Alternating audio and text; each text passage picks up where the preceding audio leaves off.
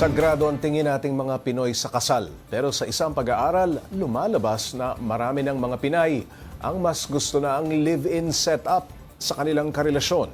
Para bigyan ng mukha ang balita, Mobile Journal Ivan Tarinque. Sa konserbatibong bansa gaya ng Pilipinas, madalas na pangaral sa mga magkarelasyon ang magpakasal muna bago magsama sa isang tirahan. Pero ayon sa pag-aaral ng Commission on Population and Development at Asian Center of Education Research and Training for Innovation, dumarami ang mga Pinoy na gusto munang makalive-in ang kanilang significant other.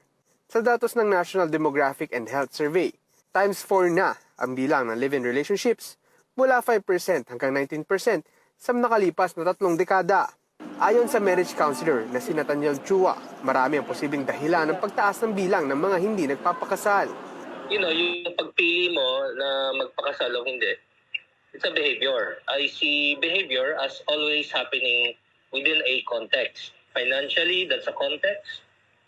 Historically, that's a context. Sa pag-aaral ng Young Adult Fertility and Sexuality noong 2021, nasa 20 milyong kabataan edad 15 hanggang 24 ang nasa live-in relationship.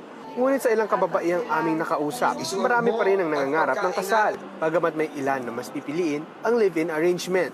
Para sa ilan, ang desisyong ito ay bunga ng kanilang personal na karanasan at obserbasyon sa mga taong nasa paligid nila. Teenager life ko, college, high school, parang mindset ko noon is magpakasal muna.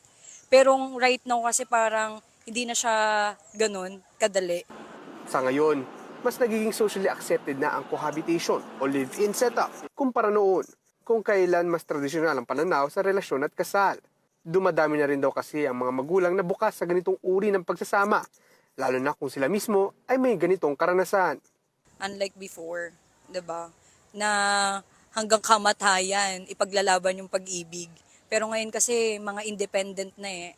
Isang tinitingnang dahilan din ng social media kung saan nakikita ng ilang couple na nagtatagumpay ang ganitong setup para sa ilang influencers. Ngunit paalala ng mga eksperto, hindi nangunguhulugan kung gumagana ito sa iba ay magiging epektibo rin ito para sa lahat.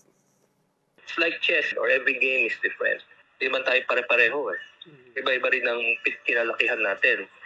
Sabi ng mga bagong kasal, till death do us part. Pero para sa iba ang true love, kasal man o hindi, laging mananaig sa kahit anong problema. Mobile Journal Ivan Tarinque po, hatid ang mukha ng balita.